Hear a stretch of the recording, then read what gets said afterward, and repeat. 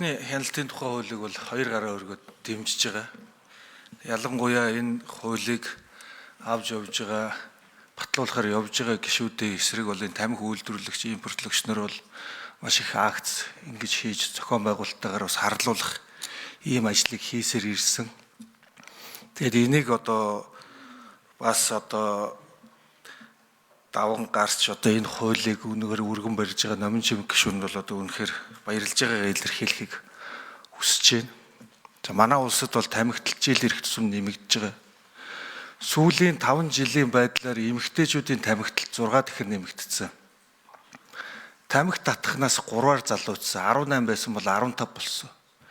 Энэ бол манай улсын үндэсний аюулгүй байдал 20 хохирол учруулах хэмжээний ийм тоо баримт. Тэгэхээр энийг бид нар бууруулах бодлого маш сайн хийж хэрэгжүүлэх. Энэ хуулиа бол цаашдаа маш сайн шаардлагатай зүйл залтуудыг бас оруулах ийм шаардлагатай гэж үзэж байгаа.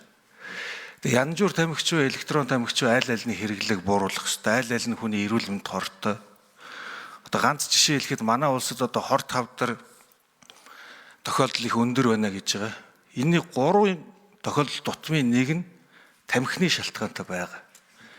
Тийм учраас бид нар энэ тамхитлтын эсрэг маш том бодлогын арга хэмжээ, зөвхөн хууль өөрчлөлт зохисохгүй бусад төрлийн арга хэмжээнүүдийг бас авах хэрэгтэй.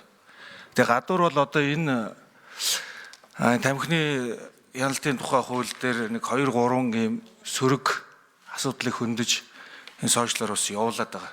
Нэгдүгээр тэгэхээр энэ янз бүр тамхиг дэмжсэн ийм лобби явж байна. Электрон тамхи ногдуулж байгаа татварыг дэндүү ихээр нэмэгдүүлж байна гэдэг ийм хандлагыг явуулаад байгаа. Тэгэхээр яг энэ хоёрынхоо хоорондын татварын ялгаа нь юутай уялдаж яаж тавигдсан байгаа юм бэ гэдэг энэ зүйлээ та хэд маань сайхан тодорхой хэлээд өгч байгаа. Хоёрдугаар ярьж байгаа зүйл бол за ингээд татварын нэмэгдүүллээ, үнийн нэмэгдүүллээ. Энэ худалдаа бизнес нь далд хэлбэрт орох юм шүү гэдэг ийм асуудал ярьж байгаа.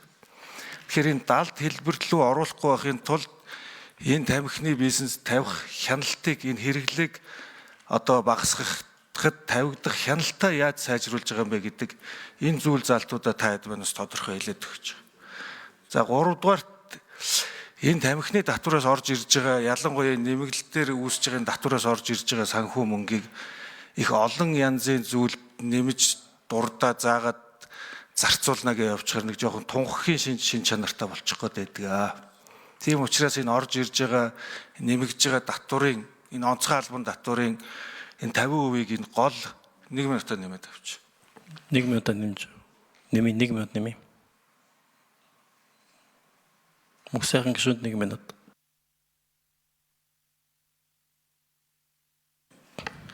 Тэгэхээр олон зүйлд ингээд зарцуулна гэдэг байдлаар биш. Гол энэ тамхитл чинь ард иргэдийн эрүүл мэндэд маш их сөрөг нөлөөлөл авчирж байгаа учраас энэ цугларж байгаа энэ онцгой албан татварын 50%-ийг эрүүл мэндийн даатгалын сан төвлөрүүлнэ гэдэг юм уу, ийм тодорхой зүйл залтуудыг оруулаад өгчих юм бол энэ маань эргээд энэ иргэдийн эрүүл мэндэд зарцуулаад явагдах юм боломж бүрддэг юм байл. Энийг бас энэ архины тухай хууль дээр нэлээд ажиллаж энэ нэлээд өөрчлөлтүүдийг хийж үр дүнг авсан хүний хувьд, миний хувьд бол бас энэ үр дүнгуудыг маш сайн мэдж байгаа. Энэ архитектын эсрэг сан төвлөрсөн мөнгө маань төдийлөн зөв зүйл зарцуулагдахгүй өнөөдрийн хүртэл мөнгө нь байж байгаа ийм асуудал байгаа. Тэгэхээр энийг яг эрүүл мэндийн аль санд яаж төвлөрөх вэ гэдэг зүйл залтаа оруулсан уу? Энийг та хэд маань бас нэг тодорхой энэ 3 зүйл дээр хариулаад өгөө. За баярлалаа. 3 асуулт. Номжим гишүүнээс эхэлнэ. Микрофон 3. За мөнх сайхан гишүүнд маш их баярлалаа. Бас сайд хугацаанд энэ ажлын хэсгийг дэмжиж, хамтарч ажиллаж, бодлогын дэмжлэг үзүүлж байсанд бас танд хувь гишүүний өмнөөс талархал илэрхийлье. За энэ хуулийг бол яг ажлын хэсгийн ахлагч болоод авч явснаас хойш ер нь янз бүрийн байдлаар мушгингүй уйлж байгаа. Тэгээ энэ хуулийн зорилт бол ерөөсөө түрүүн хэлсэн бүх төрлийн тамхин бүтээгдэхүүний хэрэглээг бууруулна. Ялангуяа хүүхэд өсвөр насныхаа хэрэглээг оруулахгүй байх ийм талын арга хэмжээнд дээр голчлоно гэсэн байгаа юм. Тэгэхээр энэ электрон тамхитай холбоотой ямар ч хуулийн зохицуултгүй байсан задгаа байсан асуудлыг бол бусад тамхитай адилхан тамхин бүтээгдэхүүн гэж үзье гэд хуулийн зохицуул нэгдүгээрт ижил түвшинд очиж байгаа. Янжуур тамхин байна уу, бусад тамхин байна уу? Яг нэг ижил төвшин. Энд ялгаатай зохицуулж байгаа юм юу ч байхгүй. Үнэр амтыг хорихтойр ч гэсэн янжуур тамхин дээр, электрон тамхин дээр адилхан зохицуултууд байгаа. Электрон тамхины хувьд бол янжуур тамхины хувьд татврын тооцоол хийгээд, электрон тамхины хувьд бас бид нар татврын тооцоол хийгээд засгийн газраас санал авсан юм аа. Тэгээ засгийн газраас ирсэн, сангийн яамнаас ирсэн санал дээр ер нь бүхэлд нь үсэх юм бол та бүхэн одоо шингэн тамхины буюу электрон тамхин дээр илүү бага татвар тавьсан байна. Энийг нэг одоо ямар хэмжээсээр тавьж байгаа дээр тодорхой болгож дахин тооцоол хий гэдэг саналыг өгсөн. 7 сар 8 сард ирсэн саналтай. Тэгээ энэ дээр манай дэлхийн эрүүл мэндийн байгууллага, эдийн засагч нар, сангийн яамныхан маань бас хамтар сууж агаад одоо тооцоолыг гаргасан байгаа. Ерөөсөө энэ дээр барьцах юм байхгүй, яг л ижил төвшөнд дүүцүүлэх байдлаар тооцоо гэдгийг. За энэ дээр бол дэлхийн эрүүл мэндийн байгууллагаас дахиж эсвэл эдийн засагч нараас нэмэлт хариулт өгөх байх гэж бодож байна. За хоёрдугаар далд хэлбэрт орох үе гэдэг болгоомжл. Энийг бас бид нар мэдээж одоо хууль боловсруулад хэрэгжилтийг нь хангах тал дээр анхаарж байгаа хүмүүсийн хувьд одоо харж байгаа. Ялангуяа энэ дээр бас нэг сайн жишг байна. Бид нар архитын согтуурлалтаа тэмцэх тухай хууль, архины эргэлтэнд хяналт тавих тухай хуулийг 2022 онд батлаад мэдээллийн сантай, хяналтын мэдээллийн сантай болсон. Энэ маань өөрөө энэ онцгой албан татвар төлдөг бүтээгдэхүүн үйлдвэрлэгч хаана үйлдвэрлээд хэн оруулж ирээд хаана зарж ийн гэдэг нь бүгд одоо дахин давтагчгүй QR кодтой ийм мэдээллийн сантай болсон. Энийг тамхин дээр бас авч хэрэгжүүлье. Бүх төрлийн тамхин бүтээгдэхүүн одоо онцгой албан татвар төлдөг болно. Энийг тэгэхээр бид нар бол одоо импортлогч улс шүү дээ. Тэгэхээр тэр үйлдвэрлэгчтэй нь манай гайл татврын байгууллагуудаас хяналтаа тавьж энэ асуудлаар холбогдож ийм байдлаар хууль бус тамхи байд юм уу те далд асуудал руу шилжүүлэхгүй байдлаар бид бол энэ зохицуултыг хийсэн байгаа. Ер нь бол энэ нөгөө тамхины хууль ярихаар үе үеийн байдалд одоо контрабанд гэсэн ч гэдэг юм уу далд хэлбэрлүү гэсэн гэдэг юм айлгах тактик бол их явдаг байсан юм билээ. 2013 онд Эрдэнэ чимэг гишүүнийг тамхины хяналтын хуулийг ахлаа явж хахад баар цэнгэний газруудад тамхи татгаа болно, дотор орчин татгаа болно гэхэд нь манай тэгвэл орлого буураад бид нар дампуурхад хүрэн шүү дээ гэж жагсаж одоо айлгаж байсан ч юм байна. 12 жилийн дараа бид нар бодит нөхцөл байдлыг харахаар тийм юм байхгүй. Бид нар бол судалгаа тооцоололтой бүгдийг нь ингэж оруулж ирж байгаа гэдгийг хэлмээр байна. За 3 дугаарт эрүүл мэндийн даатгалтай сантай тэр татврыг зарцуулах тал дээр бол тантай санал нэг байна. Бид нар бол одоогийн төсөлтөө эрүүл мэндийн дэмжих санд энэ мөнгийг төвлөрүүлнэ. Нийт төсөв рүү оруулаад аль нэгэн сумын барилгач байт юм уу, аль нэгэн төрийн байгууллагын одоо байр болоод тоног төхөөрөмж болоод зарцуулагдахгүй. Энэ бол өөрөө эргээд тамхитайгаа тэмцэх, тамхины хор хөнөөл эсвэл одоо тэр угшилтай тэмцэх юм зарцуулах ёстой гэсэн байдлаар хуульчсан байгаа. Тэгээ энэ дээр бол манай одоо хамтарч санаачсан тэмцсэн гишүүд бас олон санал гаргаж байгаа. Энийгээ бид нар бас хилцүүлгийн явцад сайхан хилцээд ажлын хэсэг дээр эдрийгээ оруулаад яаж зөв зохистой байдлаар энийг оруулж одоо зарцуулбал илүү үр дүн гарах вэ гэдэг дээр та бүхний саналыг бас наривчл тусгай явахад бэлэн байна. Түрүүн бол хэлсэн. Ер нь бол спорт, хүүхдийн шимт хижээл, за эрүүл мэндийн одоо тусламж үйлчилгээнд ингээд зарцуулъя гэсэн юмд бол манай хуулийн төсөл бол орж ирсэн байгаа.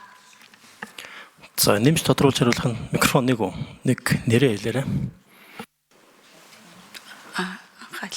За дэлхийн эрүүл мэндийн байгууллагын мэргэжилтэн болормоо. За энэ янжуур тамхины татварыг электрон тамхины татвартай яаж дүүцүүлсэн бэ гэж асуусан. Энэ дээр улс орнууд бол янз бүрээр тооцоолдог. За олон улсын сайн жишээг болохоор электрон тамхины шингэнд нь ерөнхийдөө дүүцүүлж тооцдог. Энэ юу гэсэн үг вэ гэхээр нэг харьцаг буюу 20 ширхэг янжуур тамхи тухайлбал 1 мл электрон тамхины шингэнтэй тэнцэх. Зарим улс тухайлбал Английн жишээ 1 мл электрон тамхины шингэн 10 ширхэг янжуур тамхитай тэнцэх гэсэн байдлаар ингэж дүүцүүлж тооцсон байдаг. За энэ жишгийг бол бид тооцооллын хувьд бол авсан. Тэгээд одоогоор бол электрон тамхи онцгой албан татвар байхгүй байгаа.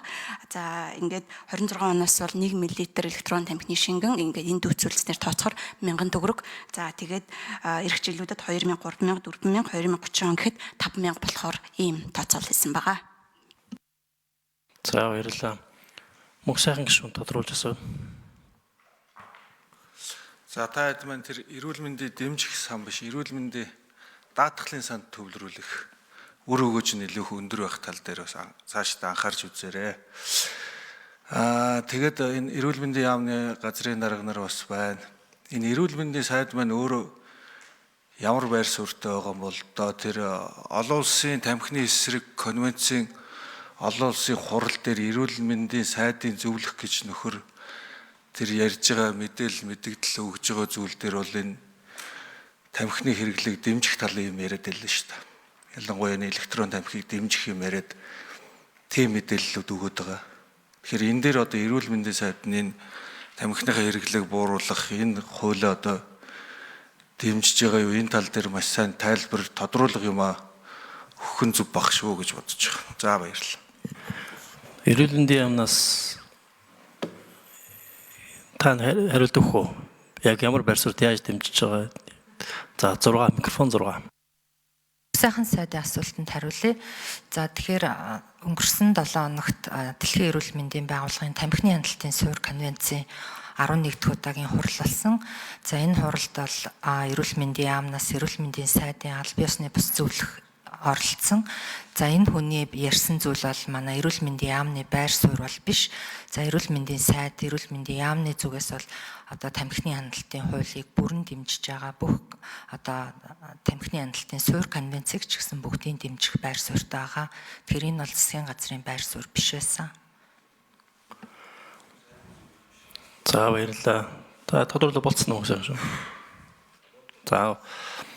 За одоо Гамбат